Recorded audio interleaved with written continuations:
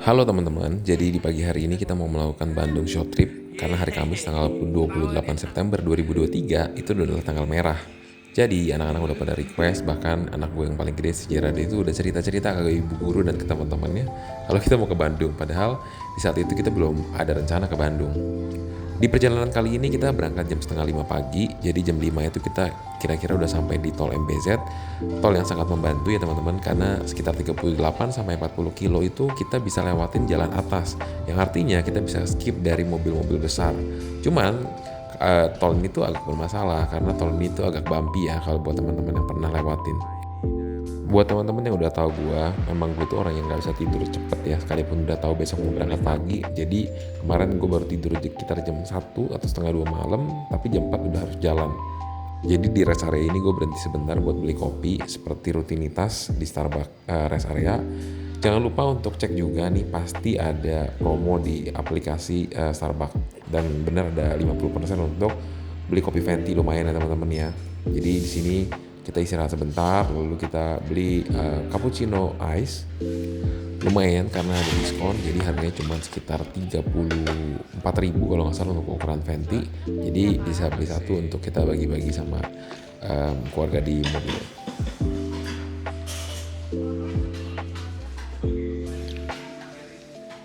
Jujur gue kangen banget sih untuk melakukan road trip begini, karena sebenarnya gue orang yang sangat suka nyetir dari sejak pandemi, apalagi kita sering banget ke Surabaya, ke Bali, dan semua itu lewat jalan darat. Next time juga aku pengen sekali-sekali ngajak anak itu road trip ke Bali juga, karena anak gue yang cewek itu belum pernah ke Bali. Tapi kayaknya harus nunggu momen, bener-bener momen yang enak dan anak-anak udah agak gedean kali ya, supaya nggak terlalu rewel, karena perjalanannya pasti memakan puluhan jam. Dalam perjalanan ternyata kita ketemu nih sama ada angkutan yang bawa mobil tank. Anak-anak seneng banget, apalagi anak gue yang cowok, dia paling suka nih lihat kendaraan-kendaraan kayak begini, kendaraan-kendaraan militer, perang-perangan. Biasa ya cowok ya. Nah, akhirnya kita udah sampai Bandung juga, dan anak-anak juga pas bangun nih. Jadi kita udah siap langsung mau jalan kuliner. Lokasi pertama yang kita mau tuju untuk sarapan adalah Lontong Cibadak. Buat teman-teman yang belum tahu, jadi ini terkenal banget di Bandung. Sebenarnya gue tahu tempat ini juga kemarin baru lihat dari Instagram. Dan ternyata benar tempatnya pagi-pagi udah rame banget, yang ngantri juga banyak. Padahal makanannya kayak sederhana loh teman-teman.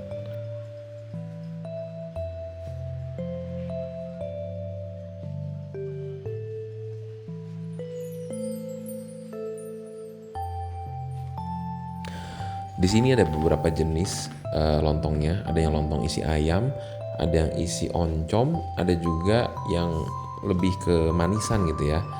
Yang paling penting di sini sih bumbu kacangnya, karena bumbu kacangnya itu menurut gue enak banget.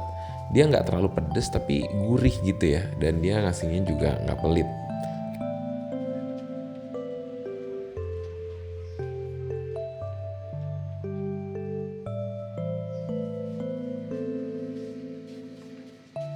Nah ini juga nih yang bikin lontong Cibadak itu enak banget. Jadi gorengannya itu lengkap teman-teman. Yang paling enak menurut gue itu adalah pastelnya, karena menurut gue pastelnya spesial. Dan kalau pagi itu semua gorengan juga masih hangat loh teman-teman. Dan seperti yang nggak tahu ya di Jakarta atau di Bandung, kita sih kalau makan gorengan sebenarnya suka pakai bumbu kacang kayak gini nih, jadi cocok banget. Jadi pastel ini dipakai bumbu kacang, makan sama lontong, apalagi gorengannya masih hangat-hangat, itu tuh enak banget. Kita beli lontong yang ayam sama lontong yang oncom, kita mau bagi-bagi, kita mau coba-coba. Menurut gua rasanya enak, seger banget, dan semuanya masih fresh dibuat. Jadi bener-bener satu kuliner baru yang kayaknya bakal gue makan setiap kali ke Bandung sih. Terus kalau kita ngomongin soal harga, harganya juga nggak mahal. Kalau nggak salah satu lontong itu sekitar 10 atau 12 ribu gitu. Jadi kalau sekeluarga kita coba-coba makan itu kayaknya cuma sekitar 50 ribuan deh sama gorengan. Setelah kita puas makan lontong, kita mau langsung kuliner sarapan kedua, yaitu bubur yang paling kita doyan setiap kali kita ke Bandung. Yaitu namanya bubur goes. Kenapa dibilang bubur goes? Karena kayaknya dulu itu bubur ini ada di puncak, kayaknya di daerah Dago deh. Orang-orang yang suka naik sepeda, salut sih sama orang-orang Bandung ya. Karena mereka naik sepeda itu berarti harus nanjak ke atas seperti ini, dan mereka mungkin bisa beristirahat sebentar di sini untuk makan bubur. Jadi bubur ini dulu gue dateng kalau nggak salah sekitar 6 sampai 5 tahun yang lalu. pertama kalinya itu tuh tempatnya nggak sebagus ini dan nggak segede ini. Sekarang mereka tendanya tuh udah bagus banget, udah gede. Jadi tempat duduk dan orang-orang yang bisa makan bubur itu bisa lebih santai gitu, lebih enak tempatnya. Coba teman-teman bayangin deh, kita di gunung dingin gitu ya, makan bubur anget-anget, terus buburnya tuh bubur yang unik dan harganya nggak gitu mahal loh teman-teman. Bubur itu cuma 15.000, ya memang porsinya nggak banyak banget sih, tapi lumayan. Pasangan makannya itu selalu pakai cakwe, cakwenya enak banget dan sambalnya yang nggak terlalu pedes, itu juga cocok sama buburnya. Kalau kalian baca di Instagram ya, bubur goes ini termasuk bubur di tengah-tengah. Karena ada dua jenis, katanya ada bubur Bandung sama yang namanya bubur Chinese gitu ya. Dan bubur goes ini tuh bubur yang tengah-tengah, nggak terlalu Chinese tetapi juga nggak terlalu Bandung.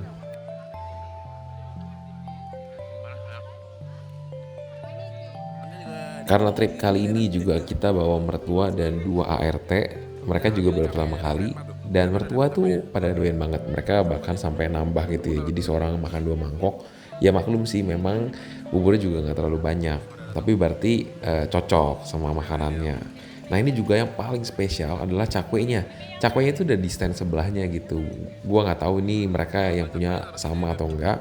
Tapi cakwenya juga menurut gua spesial banget karena cakwenya itu gemuk-gemuk tapi empuk. Sambalnya juga enak, nggak terlalu pedes tapi gimana ya? Cocok lah pokoknya buat dicocol digadoin enak, dicampur sama buburnya juga cocok.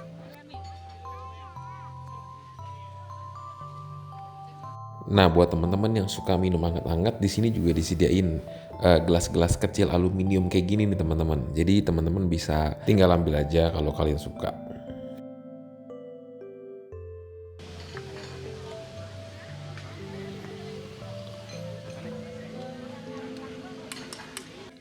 Nah, ini adalah bubur keduanya dari mertua yang nambah.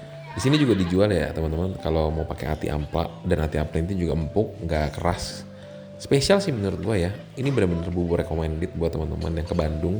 Mungkin kalau kalian suka berangkat pagi kayak gua, jadi pagi itu mungkin banyak restoran yang belum buka. Tapi kalau bubur ini pagi, setengah 7 pagi, setahu saya udah buka. Jadi kalian bisa langsung ke sini. Kalau kalian mau beli pisang kayak anak gue juga, dia ada sedia untuk jual, bisa langsung beli di sini.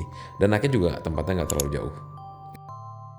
Setelah kita puas makan bubur, kita langsung ke tempat wisata karena kita kalau mau check-in juga kayaknya belum bisa. Ini udah sekitar jam 10.30, setengah 11 gitu ya.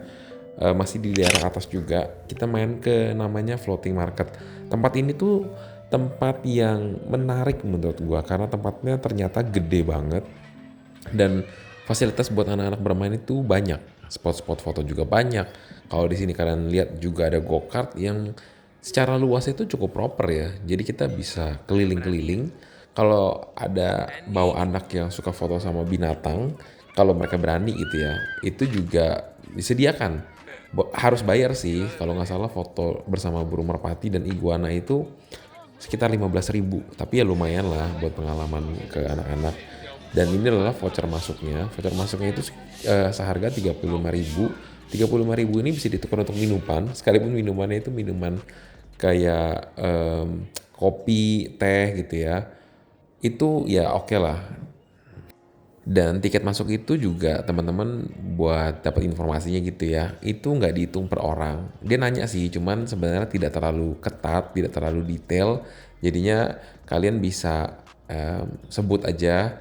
Misalkan kalian berlima tapi sebutnya 4 orang itu juga oke karena dia tidak terlalu perhitungan. Dan tujuan utama kita ke floating market ini adalah kita mau cobain yang namanya rainbow slide. Kita kepengen ajak anak kita untuk coba prosotan yang katanya kalau nggak salah di sini rainbow slide-nya itu adalah rainbow slide tertinggi kalau nggak salah, karena ada tempat lain juga yang punya rainbow slide tapi bukan yang paling tinggi.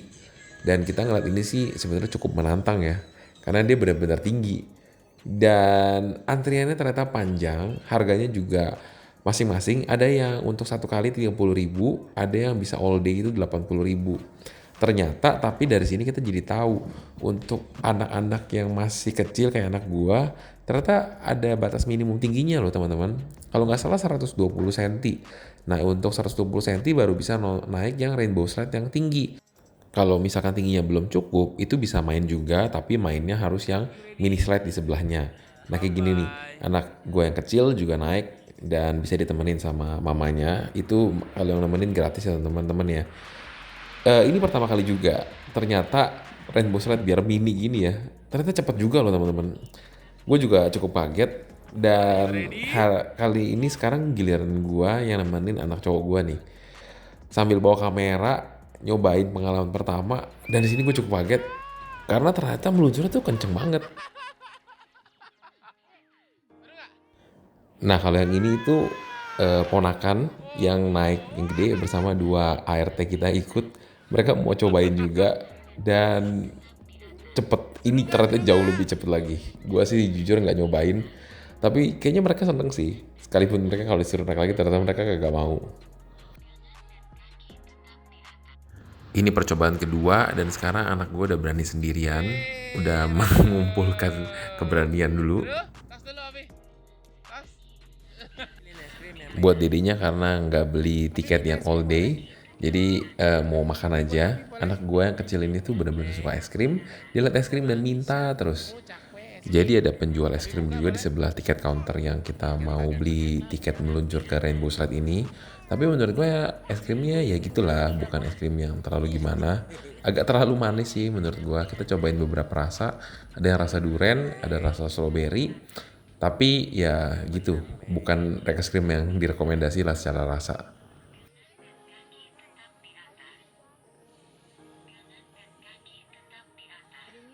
Nena, ini anak yang paling suka es krim. Dari kecil ya ampun kalau makan es krim. Oh, dia tahu itu kasih empah. Meme, strawberry ya meme. Dan ini adalah drama yang selalu terjadi, di mana anak-anak udah mulai rebutan es krim kalau punya mereka masing-masing udah habis. Anak-anak kalian kayak gitu juga gak sih kalau udah urusan makanan Sekarang aku manis? katanya jangan main-main ya. Dah. Sebelum pulang akhirnya meluncur sekali lagi dan tips buat kalian yang memang anaknya suka seru-seruan, gue rasa beli tiket yang all day itu kalian gak akan rugi karena bisa terus-terusan dan nggak ada antrian yang gimana. Selesai bermain slide itu udah sekitar jam setengah 2 siang, udah cukup lapar dan kita lihat jalanan cukup macet. Lihat review di Google Map, ternyata ada restoran Sunda yang lumayan namanya Balibu. Di sini kita duduk lesehan, tempatnya adem banget, enak. Tetapi sebelum kita duduk di sini, kita tuh duduk di satu tempat yang di sini nih, yang di bagian yang ada atapnya. Tapi kita berasa panas banget. Ternyata atas seng itu tuh bener-bener panasnya langsung ke kita. Jadi orang-orang duduk di sana tuh nggak lama langsung pindah. Nah ini adalah makanan-makanan yang kita pesan. Ada gurame bakar kecap, ada sate kambing yang belum 5 bulan katanya spesialnya mereka. Jujur makanan mereka semuanya enak. Cuman satu hal, kayaknya pegawainya hari itu lagi kurang atau gimana.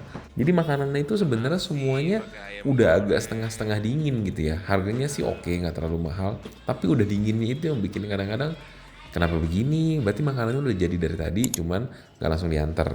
Nah, sekarang udah sekitar jam 3-an, kita udah bisa check-in. Karena trip kali ini itu dadakan. Kita itu sebenarnya beberapa kali lihat influencer merekomendasikan satu apartemen yang kayak Airbnb gitu, cukup menarik, namanya URAT. Itu ada di beberapa spot ya teman-teman. Apartemennya itu bertemakan negara-negara. Nah, yang kita pilih ini adalah negara Korea, Myeongdong. Kenapa kita pilih ini? Karena kamarnya itu kasurnya banyak banget teman-teman. Dan kita bersembilan itu proper banget loh. Ada kasurnya itu cukup. Dan ini cukup rekomendasi sih. Karena di hari libur seperti ini pun ternyata harganya nggak terlalu mahal. Kalau nggak salah kita dapat sekitar 1,2. Kalau di hari biasa gua rasa bisa di bawah 1 juta. Setelah istirahat sejenak, di malam hari kita akhirnya memutuskan untuk makan dimsum, namanya 9 ayam. Di sini tuh ada 9 ayam dan 9 naga. Nah 9 ayam itu untuk dimsum yang halal, 9 naga itu untuk dimsum yang non halal. Karena kita bawa ART kali ini, kita mau makan yang 9 ayam.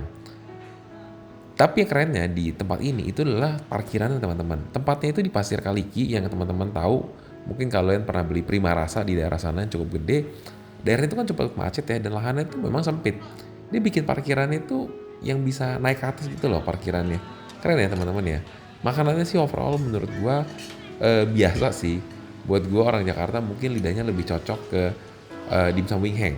Di sini gua juga pengen dari dulu pengen cobain bistik AA karena selalu ngantri dan tempatnya kayak susah kalau rame-rame. Akhirnya gue gojek ke 9 ayam ini. Dan setelah perut kenyang, sebelum benar-benar mengakhiri hari ini di Bandung, mertua request mau menikmati indahnya Bandung di malam hari. Jadi akhirnya kita mau ajak ke arah Dago, ke arah atas. Ada satu cafe yang namanya Skyline, kayaknya baru. Begitu kita ke sana, tetapi ternyata ya ampun, ramai banget.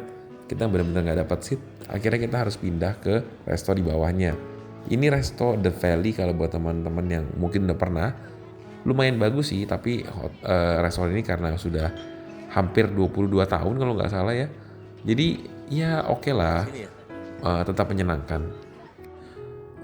Tempatnya ini bagus, adem, dingin lah, daerah Dago ya seperti biasa. Cuman ya ini karena di video ini sebenarnya benar-benar gelap total ya teman-teman ya. Jadi sorry kalau videonya ini agak noise.